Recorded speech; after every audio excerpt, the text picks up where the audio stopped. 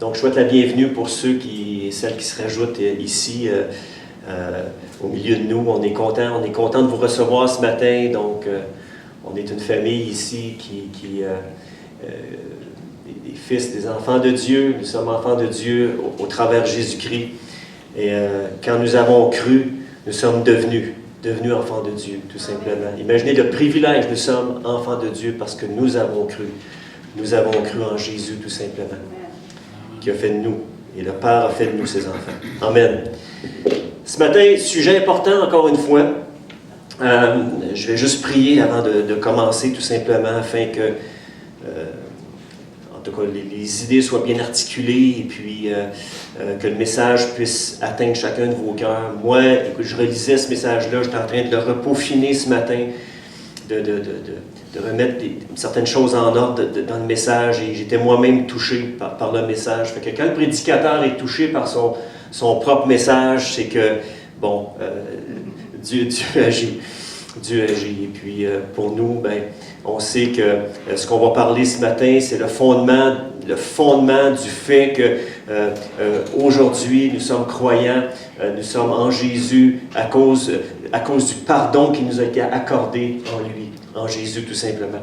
Donc on va prier. Merci Père éternel de ta grâce ce matin. Merci pour ton amour, pour ta direction. Merci pour le Saint-Esprit qui connaît nos cœurs. Toi, Seigneur, tu connais nos cœurs mieux que nous-mêmes. Et merci que cette parole soit une parole qui va vraiment, non seulement pénétrer chaque cœur, vraiment s'implanter dans chaque cœur, mais va porter du fruit dans chaque vie. Chaque personne qui entend ce message ce matin puisse continuer à grandir et à croître avec toi. Père, dans le nom de Jésus, nous te prions. Et viens enlever ce qui vient bloquer toute croissance dans nos vies spirituelles. Viens enlever toutes les chaînes. Viens enlever ce qui nous empêche de grandir en toi. Dans le nom de Jésus, Père, nous te prions. Amen. Amen et Amen. Yes. Donc, le message de ce matin, et vous savez, les points sont dans le titre. J'ai 2 points que je vais toucher ce matin, même un 3e, mais ça fait partie des 2 points. Donc, le pardon, 77 fois, 7 fois, et les bourreaux de l'amertume. On va parler de ça ce matin. Donc, j'en ai déjà discuté dans le passé, mais disons que le message de ce matin, c'est une version révisée, c'est une version que j'ai relue, que j'ai repeaufinée, et puis j'ai trouvé bon de ramener ça ce matin, je l'avais vraiment à cœur, et puis c'est sûr, comme je vous partageais tantôt, en le relisant, ça m'a touché moi-même, en le refaisant hier soir, ce matin, surtout ce matin, c'est comme il y a quelque chose qui est venu, cet esprit est venu vraiment faire un impact dans mon cœur par rapport à ce message-là. Donc, on va aller lire le premier texte ce matin dans Matthieu, chapitre 18, verset 21, qui nous dit « Alors Pierre s'approcha de Jésus et lui dit « Seigneur, combien de fois pardonnerai-je à mon frère lorsqu'il péchera contre moi? Est-ce que ce sera jusqu'à 7 fois? » Jésus lui dit « Je ne te dis pas jusqu'à 7 fois, mais jusqu'à 70 fois, 7 fois. » Wow! OK. Ça fait beaucoup de fois, ça, dans une période de temps. Ou même dans une vie, mettons. Et vous savez, dans ce passage de l'Évangile de Matthieu, Jésus, ce qu'il fait tout simplement, c'est qu'il vient expliquer exactement, d'une façon bien simple, ce qu'est le pardon inconditionnel. Donc, quand Jésus dit de pardonner 7 fois, 70 fois, 7 fois, dans le fond, ce qu'il essaie d'amener comme pensée dans le cœur de ses disciples, des gens qui écoutent, qui sont autour, qui sont en train d'écouter, c'est qu'il essaie de leur enseigner le pardon inconditionnel, tout simplement. Un pardon qui est inconditionnel. On va le voir, qu'est-ce que ça veut dire aussi. Puis qu'est-ce que le pardon n'est pas non plus. Donc, Pierre va poser une question. Il pose une question à Jésus. Où est-ce que nous sommes souvent confrontés au quotidien? On est souvent confrontés à des situations, à des personnes, à des situations qui viennent nous percuter, qui viennent nous toucher. Et comment dealer avec tout ça? Comment dealer avec tout ça, avec la grâce que Dieu peut nous donner? Donc, vous savez qu'à l'époque de Jésus, dans la culture la culture juive, les rabbins enseignaient qu'il fallait pardonner 3 fois avant d'avoir le droit de répliquer. C'est ce qui était enseigné. Et l'apôtre Pierre a dû se dire dans sa réflexion, ben, je vais augmenter à 7 fois le nombre où je vais pardonner pour se montrer. Dans le fond, il dit, je vais monter ça devant Jésus, devant les autres. Il dit jusqu'à 7 fois Jésus, pour montrer que, regarde, là, on va être généreux, là, on va pardonner jusqu'à 7 fois. Là, puis encore là, 7 fois. Là. Puis si on veut être honnête ce matin, de pardonner de tout notre cœur, 7 fois à la même personne dans une période donnée, c'est quelque chose de très louable. Hein? C'est vraiment louable. Et je pense que statistiquement, selon la moyenne nationale, que la plupart d'entre nous, humainement parlant, hein, chacun d'entre nous, humainement parlant, on serait à bout de patience après 2 ou 3 fois. Oui ou non? Non, soyons honnêtes ce matin. On est tous des êtres humains ici ce matin. On a la mèche courte. Je parle humainement parlant. Je ne parle pas divinement parlant, mais je parle d'une façon humaine. On a la mèche très courte. Pierre avait probablement un cœur bien disposé. Quand il a dit ça à Jésus, Pierre il avait probablement un cœur qui était bien disposé quand il a suggéré cette formule-là, mais avec un raisonnement qui est erroné. Et souvent, même comme croyant, on a un raisonnement qui est erroné et il faut le recentrer sur la vérité des Écritures, sur l'enseignement de Jésus, sur l'enseignement des apôtres et des prophètes.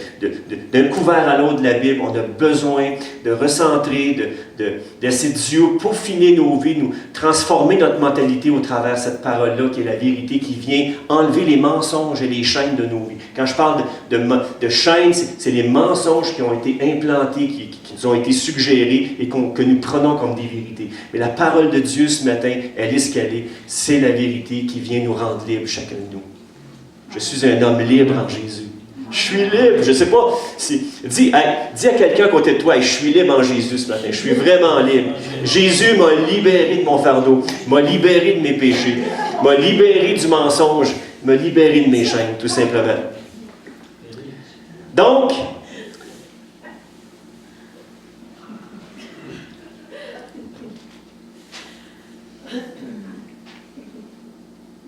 Pierre avait un cœur bien disposé quand il a suggéré ça, mais avec un raisonnement erroné. Il était en train d'imposer une limite légale au pardon. Dans le fond, on va voir tantôt que le pardon n'a pas de limite légale.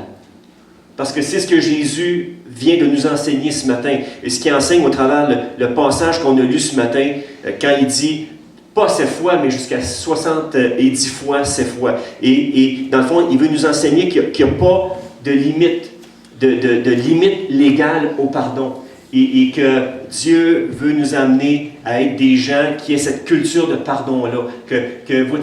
Voyez-vous, la culture du royaume de Dieu, c'est une culture de pardon. Nous avons été pardonnés, nous devons aussi pardonner à ceux qui nous offensent. Et la réponse de Jésus au verset 22, verset 18, vient confronter l'apôtre dans sa façon d'aborder le pardon. Jésus lui répond qu'il faut pardonner 70 fois 7 fois, et ça fait 490 fois en tout. Aïe aïe, ok, aïe aïe. Autrement dit, Jésus essaie de lui faire saisir, Pierre, ta théorie sur le pardon est un point de vue humain qui est limité. Et le pardon, c'est quelque chose qui ne se calcule pas. Le pardon, c'est une attitude profonde du cœur et quelque chose qui est sans limite. C'est la culture du royaume de Dieu. La Bible nous dit que nous sommes tous ambassadeurs. Et un ambassadeur de Christ, nous sommes tous ambassadeurs en Jésus-Christ. Donc, si nous sommes enfants de Dieu, nous sommes fils et filles du Père, et nous sommes les frères et sœurs de Jésus. Jésus est, si on veut, le prince de la paix, et nous sommes par le fait même, des fils et des princes du royaume aussi, des princesses du royaume. Amen. Vous êtes d'accord avec ça?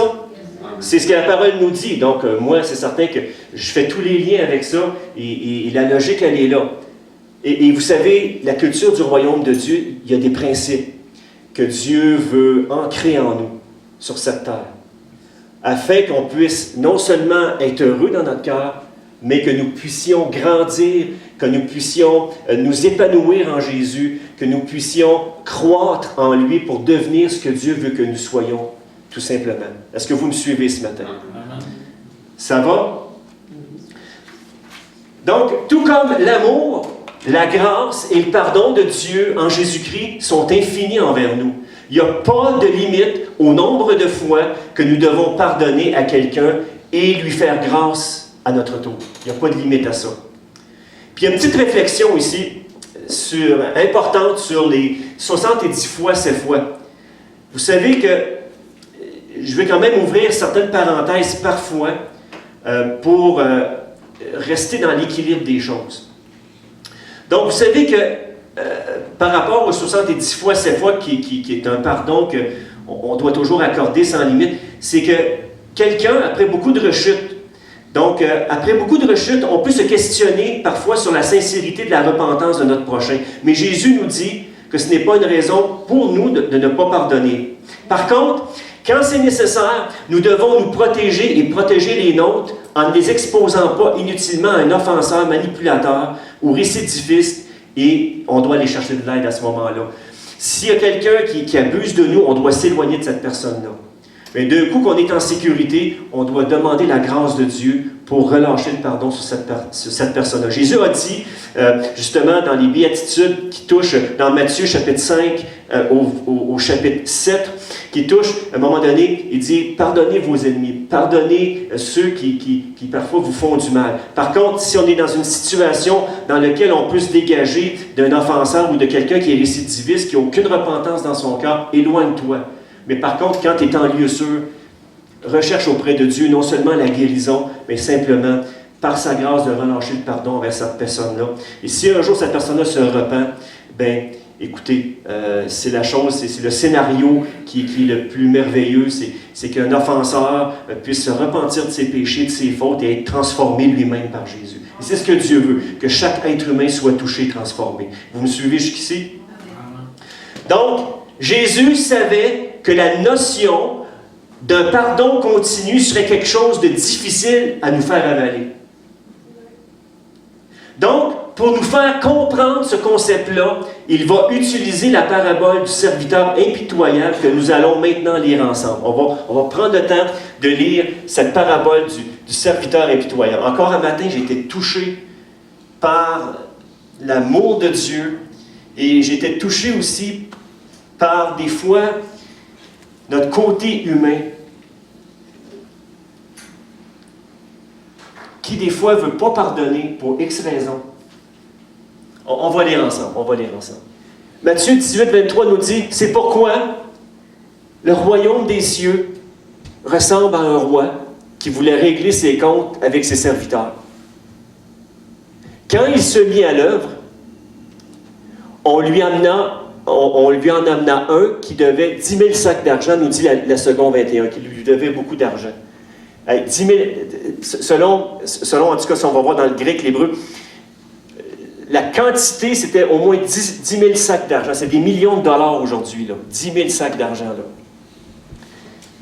Comme il n'avait pas de quoi payer, son maître ordonna de le vendre.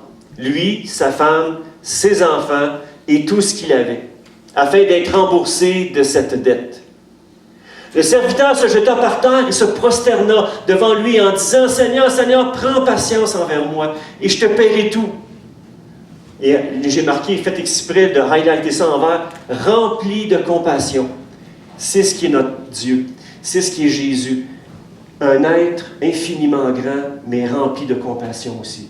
Qui est infini en compassion, en grâce, et qui ne se lasse pas de nous pardonner quand on s'approche de lui, même ne serait-ce. Si Jésus nous demande de pardonner 70 fois, 7 fois, ça veut dire sans limite. À combien plus forte raison il va nous pardonner sans limite aussi? À combien plus forte raison il va nous pardonner sans aucune limite. C'est ce qui est la grâce de Dieu. Rempli de compassion, le maître de ce serviteur le laissa partir et lui remit sa dette. On va continuer à lire. Prochaine diapo. Une fois sorti, ce serviteur rencontra un de ses compagnons qui lui devait 100 pièces d'argent. 100 pièces d'argent, là, ça remplit un sac. L'autre, il devait 10 000 sacs d'argent. Lui, il devait 100 pièces d'argent.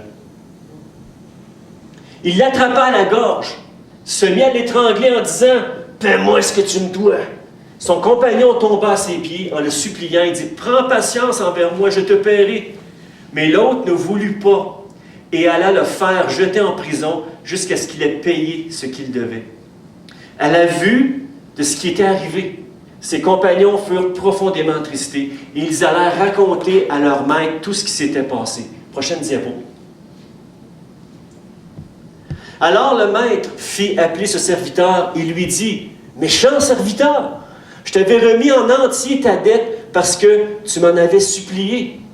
Ne devais-tu pas, toi aussi, avoir pitié de ton compagnon comme j'ai eu pitié de toi? » Et son maître, irrité, le livra au bourreau, jusqu'à ce qu'il ait payé tout ce qu'il devait. C'est ainsi que mon Père Céleste vous traitera si chacun de vous ne pardonne pas à son frère de tout son cœur.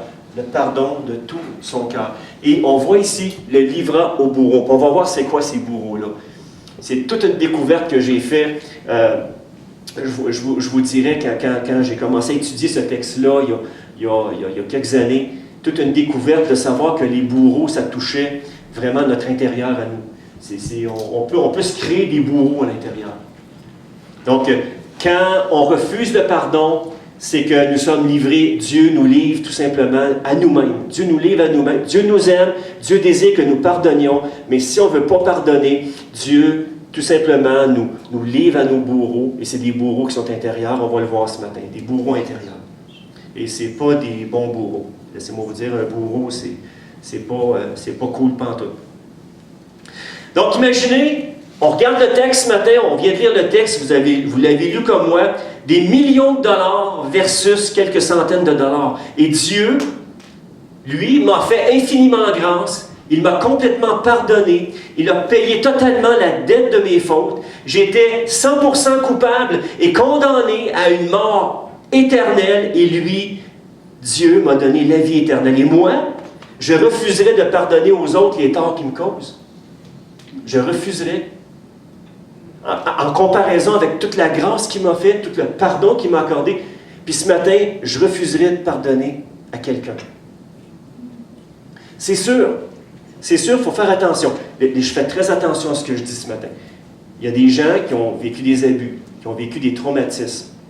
Et je veux juste vous dire que Dieu guérit encore. J'ai vu Jésus guérir des gens, complètement rétablir des gens qui avaient été abusés de toutes sortes d'abus. Et là, on ne rentre pas dans les détails un matin. Mais des gens qui ont relâché, qui ont appris avec la grâce de Dieu, qui ont demandé la force à Dieu de pouvoir pardonner, tellement leurs blessures étaient profondes. Et Dieu l'a fait, Jésus l'a fait. Et a guéri les cœurs. A guéri les cœurs qui étaient complètement meurtris par peut-être des fois des années d'abus. Et il y a eu un processus de guérison qui s'est fait dans le cœur de ces gens-là. Tout simplement parce que non seulement ils sont entrés en contact avec Jésus, mais Jésus a fait une œuvre merveilleuse dans leur cœur. Est-ce que vous me suivez jusqu'ici? Donc le texte nous dit, le maître irrité, indigné, le livra au bourreau. Le mot bourreau dans le texte de Matthieu, dans le grec, donc le mot bourreau dans le texte de Matthieu 18, 34, ça prend le sens de quelqu'un qui tire la vérité par l'usage de la torture, le tourment, le supplice. Donc sa fonction est de martyriser à la limite, de faire souffrir sa victime même jusqu'à la mort. C'est ça un bourreau. Puis on va voir, on va toucher à l'amertume ce matin. C'est ce que l'amertume fait. L'amertume, c'est comme un bourreau qui nous détruit intérieurement. Saviez-vous que quand on refuse de pardonner, il se produit dans notre cœur quelque chose d'absolument terrible. Nous sommes livrés au bourreau de l'amertume et du ressentiment. Et c'est ça les bourreaux que je vous parlais tantôt.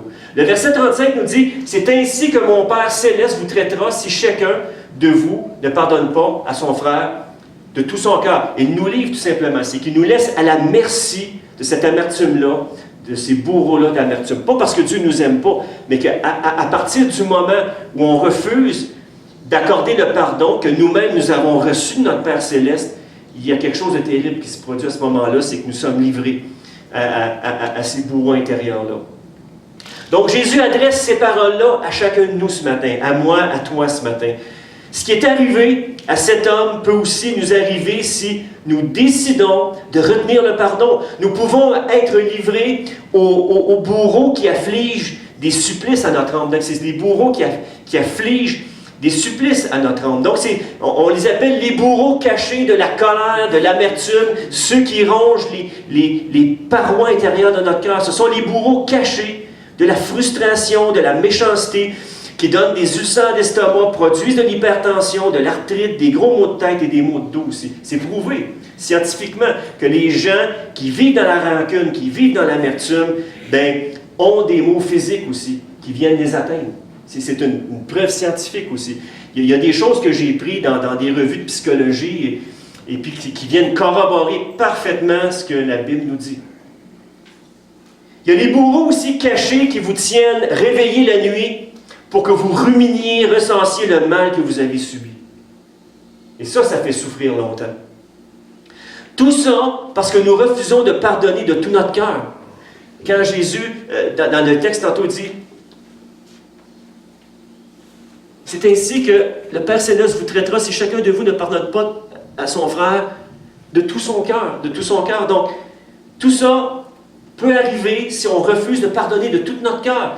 Tant que nous retenons le pardon, nous restons dans une sorte de prison hermétique du ressentiment et de l'amertume, dans un état de stagnation spirituelle et même plus de destruction graduelle, je dirais qu'il peut même mener jusqu'à la mort. Puis je ne veux pas être légaliste ce matin, mais il y a un réel principe que Jésus essaie de nous enseigner ce matin. Jésus a dit aussi dans Matthieu chapitre 6, verset 14 à 15, qui dit « En effet, si vous ne pardonnez aux autres leurs fautes, votre Père Céleste vous pardonnera. Si vous pardonnez aux autres leurs fautes, votre Père Céleste vous pardonnera aussi. Mais si vous ne pardonnez pas aux hommes, votre Père ne vous pardonnera pas non plus vos fautes. » Puis il ne peut pas, parce que dans le fond, si tu retiens le pardon envers quelqu'un, tu ne peux pas, dans le fond, demander le pardon à Dieu. C'est comme... Ça ne marche pas. C'est comme un barrage spirituel qui se fait. Mais du moment que tu relâches le pardon envers quelqu'un d'autre, tu permets à Dieu aussi de venir faire son travail dans ton cœur. Est-ce que vous me suivez ce matin? C'est très logique. John MacArthur a dit, prochaine diapositive, j'ai mis des citations. D'ailleurs, ce que je vous apporte ce matin, et il y a beaucoup de citations qui viennent du livre de Ray Pritchard que je vous conseille, qui s'appelle « Le pardon, chemin de la guérison ». Très bon livre, excellent livre, facile à lire aussi. Et le livre de John MacArthur, « La liberté et la puissance que procure le pardon » aussi. Très bon aussi, il y a des citations que, justement, la citation que j'ai mise sur le PowerPoint ce matin vient de ce livre-là. Donc, John MacArthur a dit, le refus, John MacArthur, c'est un enseignant qui je vous dirais, non seulement qui a beaucoup de notoriété, mais c'est quelqu'un que j'aime beaucoup lire aussi. Disons que je ne suis pas d'accord avec tout ce qu'il va énumérer, surtout au niveau de ce qui touche au Saint-Esprit, mais ce qui touche à la parole de Dieu, ce qui touche au principe de la parole de Dieu, je vous dirais que il articule bien les pensées de la parole, tout simplement. Il ressort bien les textes dans leur contexte. Donc, John MacArthur dit que le refus de pardonner est comme une toxine. L'amertume, c'est une toxine dans le fond. Il empoisonne le cœur et la pensée avec l'amertume en déformant toute la perspective que l'on a de la vie. Donc, l'amertume, la colère, l'amertume produit la colère et plein de choses. Ça vient te mettre des lunettes qui déforment ta vision des choses, qui vient amplifier même. Des fois, les petites choses que les gens peuvent te faire, ça vient comme suramplifier. Et je vous dis, j'ai connu des gens qui avaient une racine d'amertume, puis ils ne voulaient pas l'avouer, il y avait une racine d'amertume, puis la moindre petite chose, là, il était explosif. C'était des gens qui avaient, je ne dirais même pas qu'il n'y avait même pas la mèche courte, il n'y avait même pas de mèche. C'était bing, paf, ça sautait tout de suite. Non, c'est vrai. Il y en a comme ça. Donc la colère, le ressentiment et la tristesse commencent à obscurcir et à submerger celui qui refuse de pardonner. C'est une pollution de l'âme qui enflamme nos mauvais sentiments. Une telle amertume peut se répandre d'une personne à l'autre et finir par en infecter plusieurs. Laissez-moi vous dire, quelqu'un qui est infecté par l'amertume peut en infecter d'autres. Je vais faire une mise en situation. Admettons, j'ai de l'amertume dans mon cœur, j'en veux à quelqu'un. Là, je m'en vais trouver, je ne sais pas, je m'en vais trouver Roland. Hey Roland, sais-tu ce qu'il m'a fait, lui? Quand il m'a fait ci, il m'a fait ça. il a osé me dire ça. Et puis là Roland dit, ouais. Puis Roland, je sais, on s'apprécie mutuellement. Il t'a fait ça. Oh non, là, je viens de jeter de l'amertume. Je viens de le contaminer avec mon amertume, avec ma langue, avec ma pourriture d'amertume. Je viens de contaminer Roland. Aïe aïe, hein? Aïe aïe. Mise en situation très, très pragmatique. Parce que je vis des blessures et je commence à dire aux gens le mal qui m'a été fait, mais par le fait même, je contamine les autres. Et c'est pour ça que quand on entend quelqu'un qui commence avec colère à te parler de quelqu'un d'autre, tu peux t'arrêter. Tu peux même prendre le temps d'arrêter la personne et dire, garde, on va prier pour cette personne. Veux-tu qu'on prie pour elle? On va prier pour elle. Et puis si elle ne veut pas, bien garde, elle va s'en aller la personne. Puis tu ne te laisseras pas contaminer par cette personne-là. Est-ce que c'est un bon truc? Oui. OK, je vous le donne. Il est gratis. Ensuite, Charles Stanley, j'apprécie beaucoup ses enseignements aussi, il dit ici que l'amertume est un poison que l'on prépare pour quelqu'un d'autre, mais que l'on boit soi-même.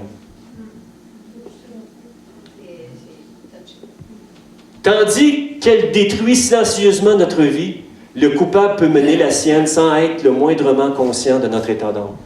C'est terrible, hein? C'est terrible l'amertume. Le non-pardon, c'est absolument terrible. Puis vous savez, en tant qu'être humain, on a tous eu, puis on aura tous encore, des moments où est-ce qu'il y a des gens qui vont nous blesser.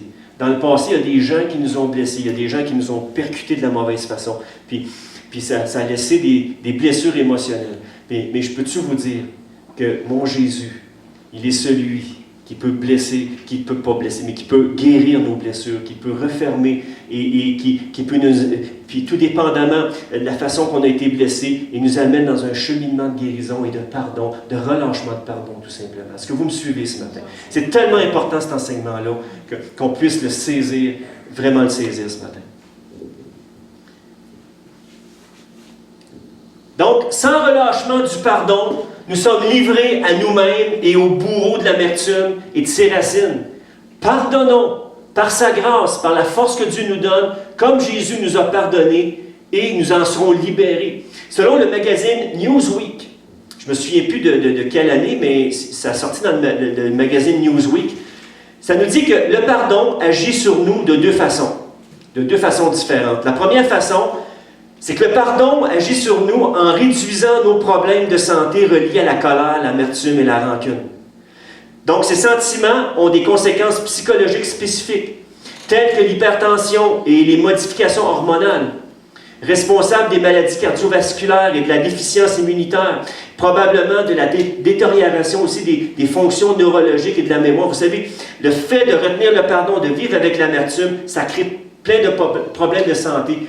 Mais le fait de relâcher le pardon avec la grâce qu'on peut demander à Dieu, si tu n'es pas capable de relâcher le pardon ce matin, demande à Jésus de t'aider, puis il va le faire.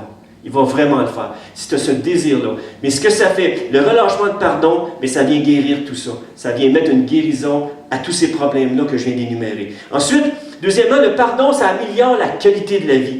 Parce qu'elle nous permet de construire un réseau de relations sociales solides. Une personne rancunière qui garde chaque offense présente dans son esprit va forcément perdre un certain nombre d'amis au cours de son existence. C'est ce que le magazine Newsweek en tout cas l'auteur qui a écrit ça dans ce magazine-là. On va aller voir dans Éphésiens 4 ce matin. Un autre verset, dans la prescription parole vivante, ça nous est dit: faites disparaître au milieu de vous toute mauvaise humeur, toute aigreur, toute rancune et tout esprit de revendication. Bannissez de votre vie les explosions de colère, les injures, les criailleries et les remarques blessantes.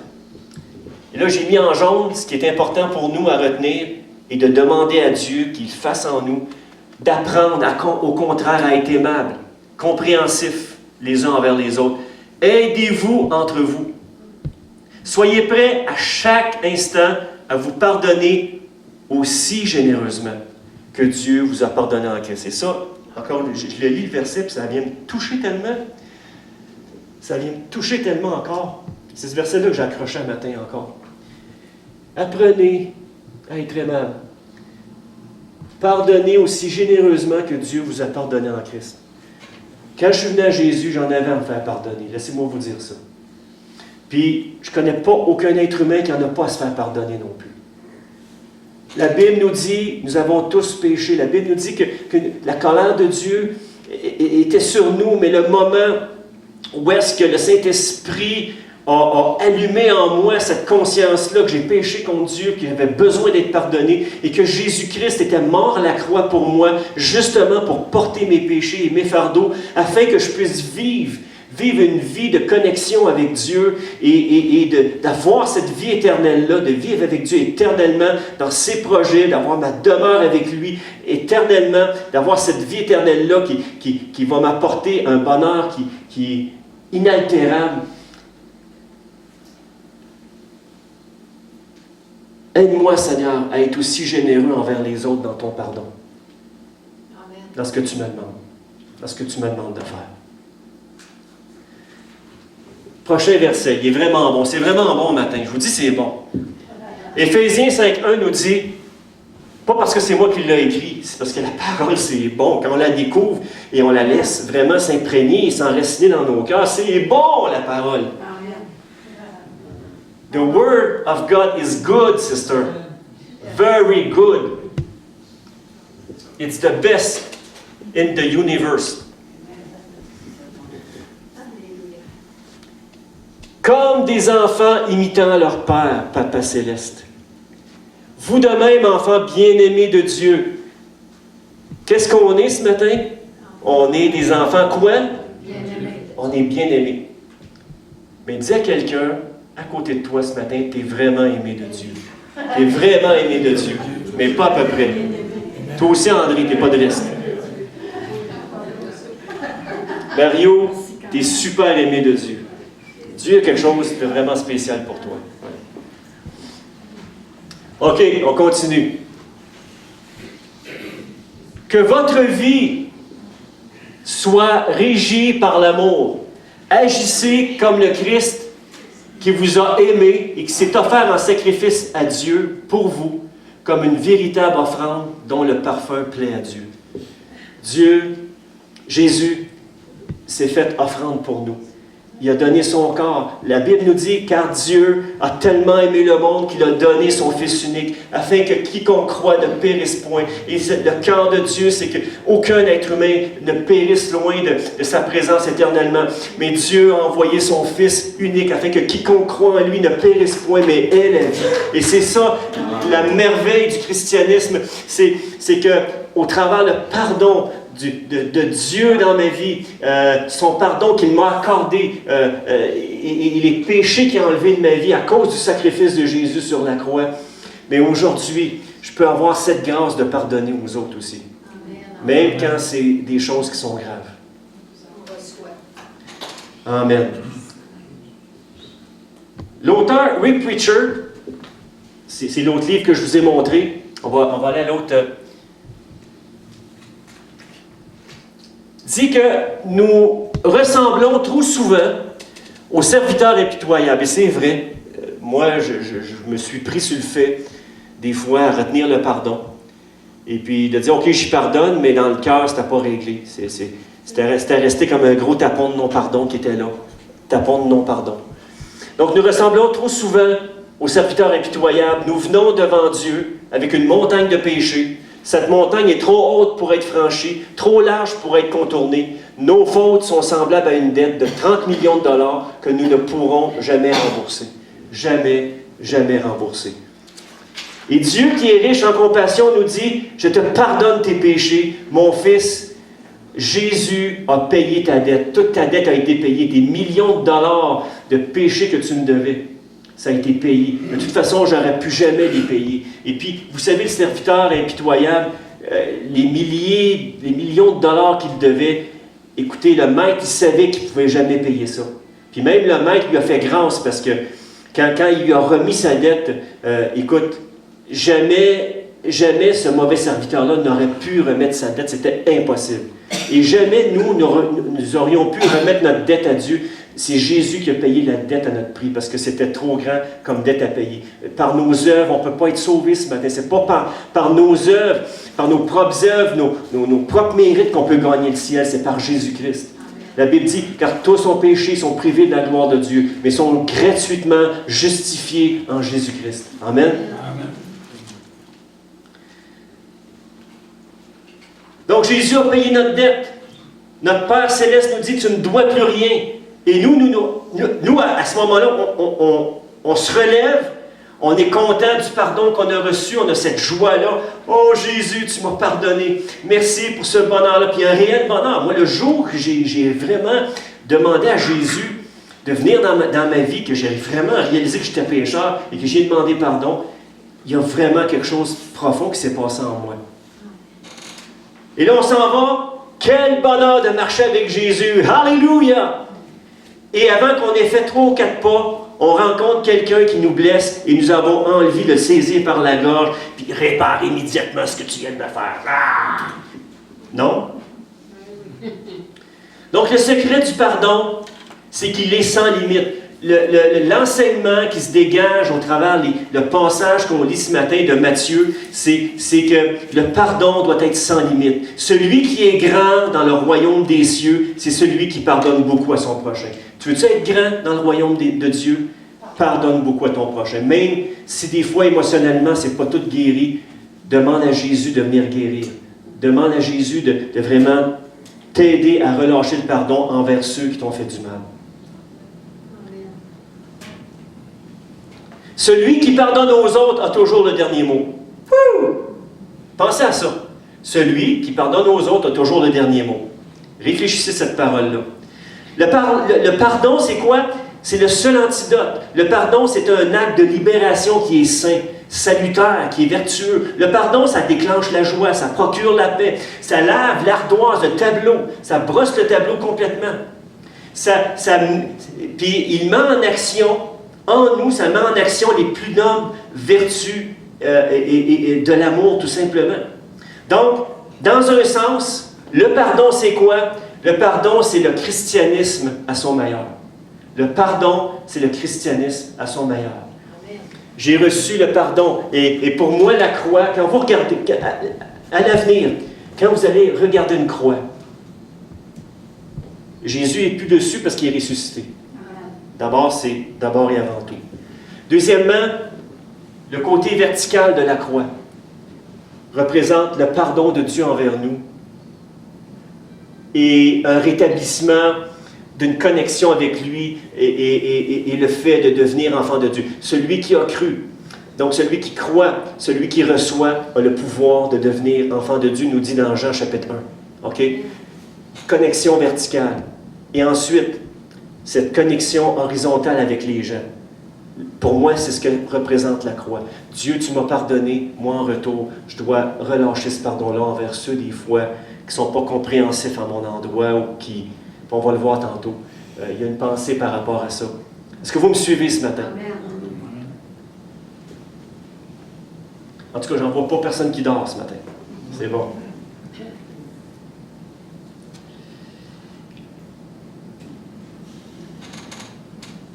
Le pardon ne relève pas de la justice des hommes, mais elle relève de la grâce de Dieu. Je le répète celle-là. Le pardon ne relève pas de la justice des hommes, mais de la grâce de Dieu. Et j'admets sincèrement, ce matin, j'admets que le pardon, c'est quelque chose de difficile et ça demande la force et la grâce de Dieu pour pouvoir le déployer envers les autres. Donc, si 2 personnes le veulent vraiment, ils sont disposés honnêtement à y investir du temps et que les cœurs sont honnêtes l'un envers l'autre. Je ne parle plus d'un abuseur, là, mais je parle de quelqu'un qui est réellement repentant, qui est sincèrement repentant.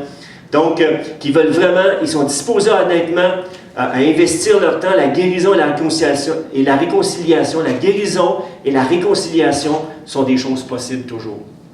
Mais là, je ne parle plus d'un abuseur. Je parle de quelqu'un qui a vraiment reconnu ses torts, puis qui est vraiment repentant, et qui a besoin que le pardon de l'autre soit relâché envers lui, et que lui, qu'il y ait une réelle repentance qui soit faite envers l'autre personne du mal qui a été fait envers elle. Est-ce que vous me suivez ce matin? Ça va? Aussi longtemps que nous mettons l'accent sur les torts que m'ont causé les autres, le pardon devient impossible. Donc, j'aimerais ouvrir une petite parenthèse ce matin sur ce que le pardon n'est pas. Une petite parenthèse. On va aller voir cette petite. Ce que le pardon n'est pas. Et ça, c'est important, parce que ça ramène l'équilibre du reste. Parce que si Dieu me demande de pardonner 70 fois, 6 fois, c'est que, on va le voir ici, c'est que le pardon n'est pas d'approuver le mal que l'autre m'a fait. J'approuve pas le mal. Jésus n'a pas approuvé le mal qui a été fait. Quand ils ont crucifié Jésus, et quand Jésus a dit « Père, pardonne-leur », il n'approuvait pas le mal qui lui était fait. Par contre, il relâchait le pardon quand même sans l'approuver. Le pardon n'est pas de nier le mal qui a été fait, ce qui m'a fait mal. Le pardon n'est pas de trouver des excuses à la méchanceté des autres. Le pardon n'est pas de justifier le mal pour ôter sa gravité ou fermer les yeux sur la faute et le mal qui a été commis par l'autre personne. Il faut que l'autre personne réalise qu'elle a fait du mal aussi. Le pardon n'est pas de déresponsabiliser l'autre, ce qu'il a fait. Le pardon n'est pas de se laisser piétiner ou abuser. Quand tu es dans un contexte d'abus, sors de là. Sors de ce contexte-là. Va chercher de l'aide, crie à l'aide, mais sors d'un contexte où est-ce que tu peux vivre de l'abus. C'est le message. Le pardon n'est pas de refuser de porter plainte lorsqu'un crime a été commis. Le pardon n'est pas de refuser de protéger d'autres personnes lorsqu'ils sont en danger. Le vrai pardon n'est pas l'obligation du retour absolu à la relation précédente lorsqu'elle était destructive, surtout quand la personne ne veut pas changer.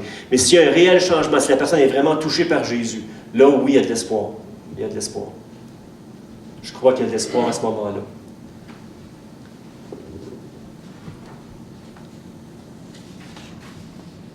Par contre, il faut être conscient que tu es responsable de la décision que tu prends pour relâcher le pardon envers l'autre et vice-versa. Quand tu relâches le pardon, Dieu relâche sa bénédiction sur sa vie. Et ça va dans les deux sens. Quand tu retiens le pardon, Dieu retient sa bénédiction sur toi, puis il ne peut pas faire autrement, parce que ton non-pardon vient bloquer toute source de bénédiction dans ta vie. Il y a un principe spirituel qui est là. Garder en soi du non-pardon nous dévalise. Garder en soi du non-pardon nous vole, nous réduit et nous avorte spirituellement. Alors ce matin, détourne tes regards des offenses que les autres t'ont faites pour considérer combien nous étions coupables devant Dieu et qu'il nous a entièrement pardonnés quand il y a eu une repentance sincère de notre part. Quel que soit le prix qui t'en coûte pour pardonner quelqu'un qui t'a blessé, il sera infiniment plus petit que le prix que Dieu a payé pour mon propre pardon. Infiniment plus petit. Moi, je ne sais pas, ça fait du bien d'entendre ces paroles-là ce matin.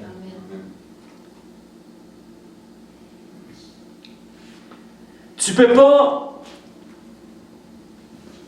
peux pas forcer quelqu'un à se réconcilier avec toi. La réconciliation est le fruit et l'action de la puissance du Saint-Esprit dans ton cœur et dans le cœur de l'autre personne aussi. Oui, le pardon est très difficile, mais ce n'est pas une chose impossible avec l'aide de Jésus. Ce n'est pas impossible. Voici une dernière pensée en concluant ce matin. Je conclue avec cette pensée-là. Une pensée à retenir.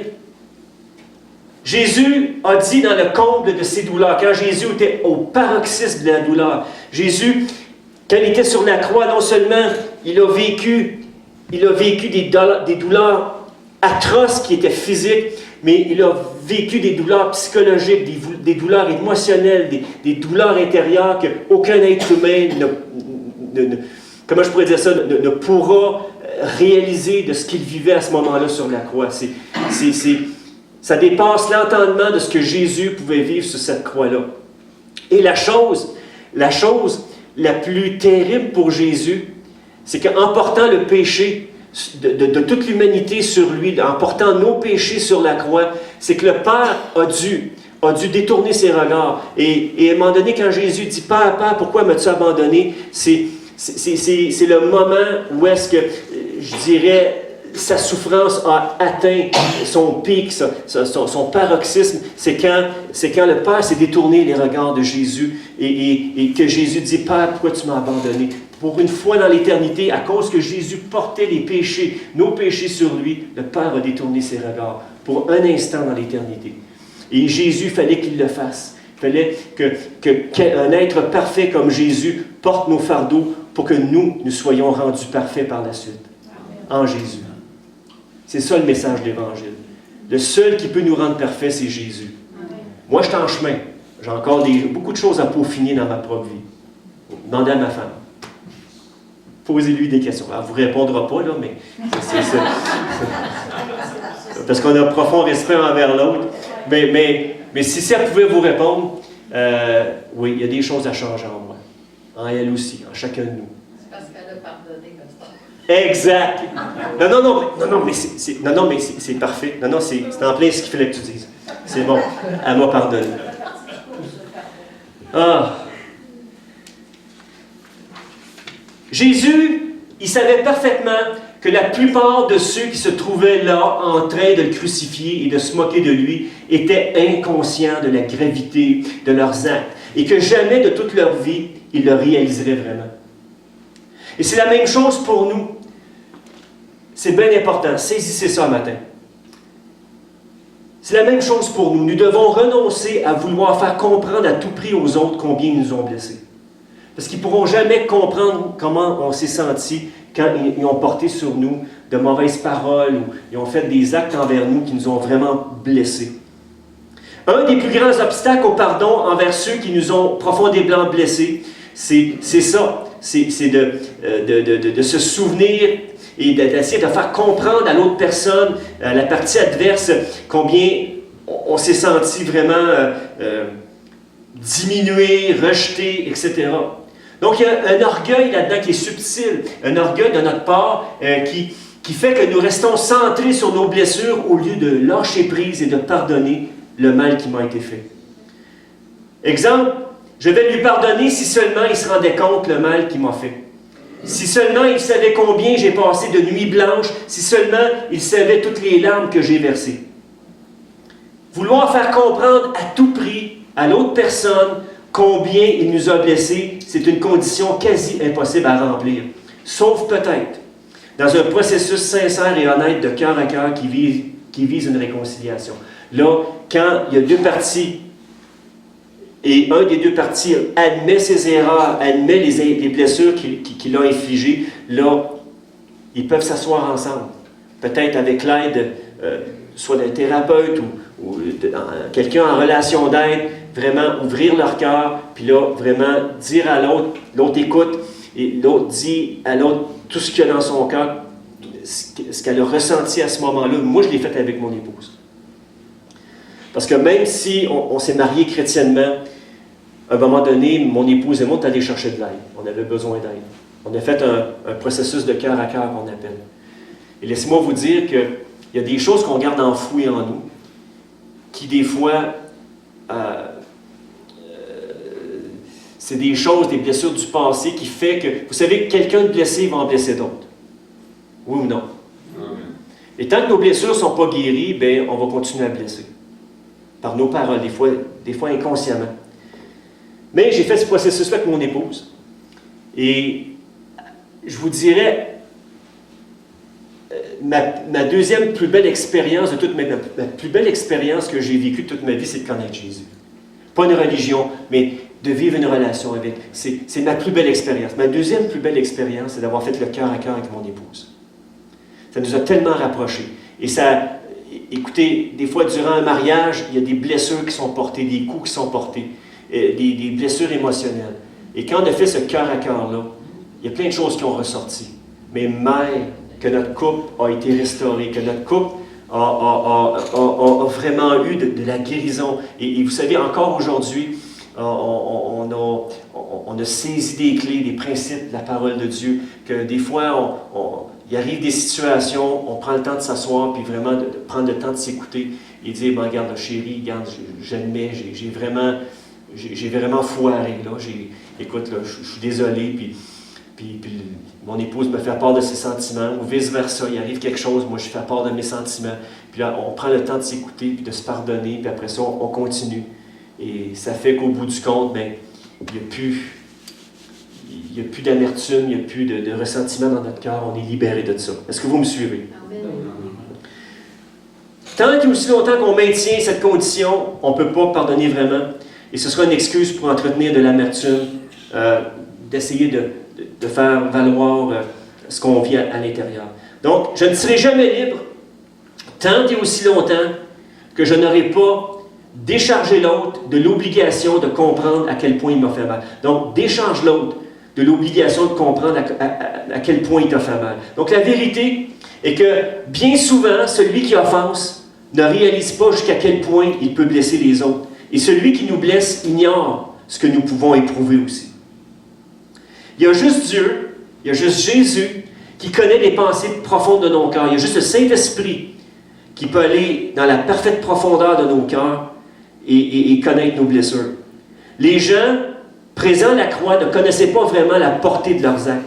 C'est pour ça que Jésus a dit « Père, pardonne-leur, ils ne savent pas ce qu'ils font. » Et bien souvent, on va avoir à dire à des gens, ou on a à dire à des gens, « Ça pardonne-y, là, il ne sait pas vraiment ce qu'il a fait dans mon cœur. Mais pardonne-lui. Puis aide-moi à pardonner aussi. Viens guérir cette blessure-là. »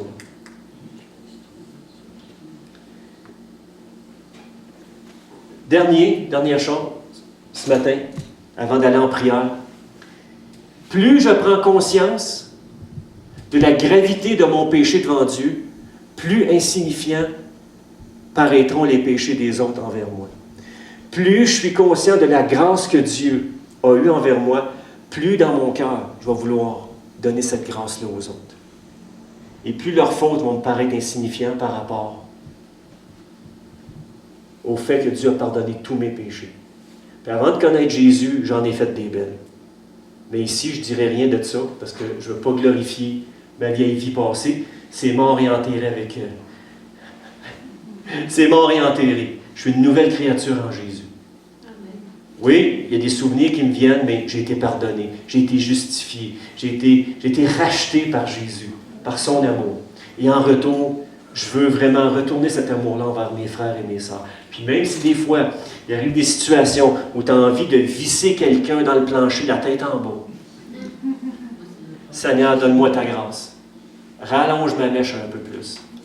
Donne-moi juste la façon d'aborder la personne et lui faire comprendre que, regarde là, la Bible nous dit, puis d'ailleurs le texte qu'on a lu ce matin, c'est tiré, quand Pierre pose la question à Jésus, ou fait cette suggestion-là à Jésus, c'est justement dans Matthieu 18, c'est lorsque ton frère a péché, c'est dans ce contexte-là, va le voir et toi seul avec lui, va essayer de régler la chose. Va régler la chose avec ton frère s'il a péché contre toi. Sinon, ben, prends un témoin avec toi. Sinon, ben, il y a toute une procédure. Je ne vais pas embarquer là-dedans ce matin, mais ça vient de tout ce contexte-là. Il faut toujours prendre la parole dans son contexte pour ne pas en faire de prétexte. Donc, ce matin, ce que je vous encourage, c'est s'il y a des racines d'amertume, s'il y a des choses dans vos cœurs que vous avez de la misère à relâcher le pardon, venez à Jésus ce matin. Viens simplement à Jésus et demande-lui la grâce. Tout simplement de commencer à faire un œuvre de guérison, mais surtout de relâchement de pardon envers une personne. Puis ça peut être une personne qui ne veut rien savoir de toi. C'est peut-être une personne qui est déjà morte, qui est déjà dans l'au-delà. Ça peut être une personne qui est partie depuis longtemps et qui t'a abusé. Mais encore là, la grâce de Dieu peut t'aider à vraiment relâcher le pardon envers cette personne-là, pour te libérer, pour emmener une réelle paix, une réelle joie dans ton cœur. C'est ce que Jésus veut pour toi ce matin. Amen. Amen. Ce qu'on va faire, j'ai demandé